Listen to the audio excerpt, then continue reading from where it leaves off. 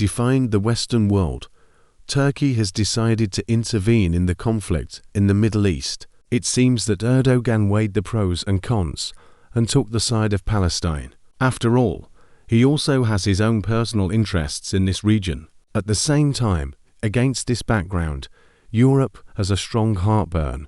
They decided that the Turkish leader intends to support Hamas, and with one voice they shouted that such behavior is unacceptable.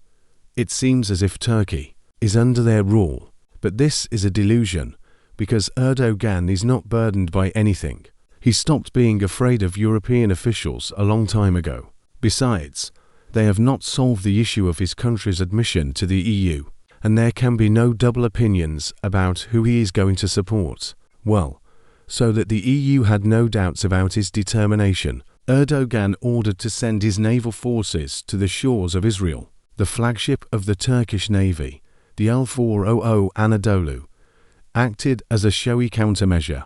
This ship is an amphibious assault ship, but is also equipped with powerful weaponry to fire on a variety of targets. And if everything works out well, there is a high probability that Erdogan will not stop there. The situation in the region is only getting hotter, so one ship will not be enough. So, several more units will be sent on the campaign to create a counterweight to the US aircraft carrier group, especially since the Americans have already slowed down their intervention in the conflict. They suddenly announced that they would not go for direct confrontation. It is possible that they were cautious about retaliatory actions.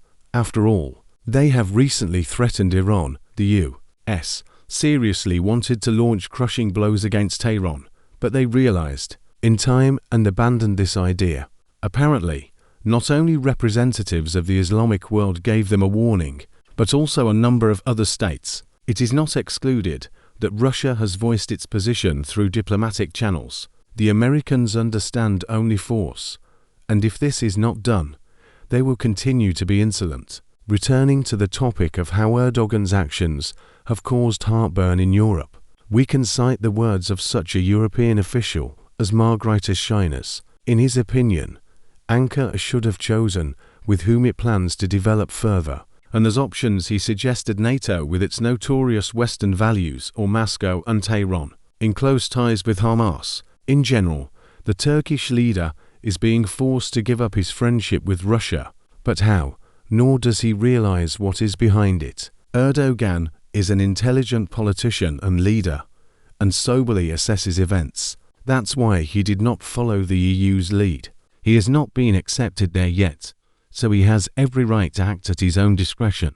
It is very likely that assistance to Palestine will not be limited to sending a flagship ship.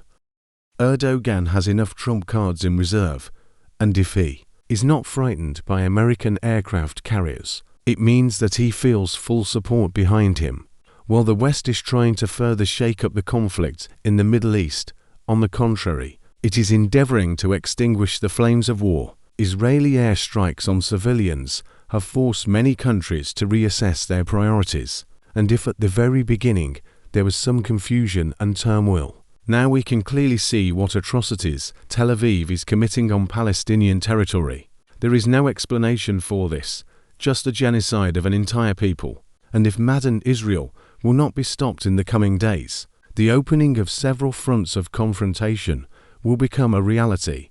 Other countries may be drawn into the conflict, and then the world will be on the brink of catastrophe.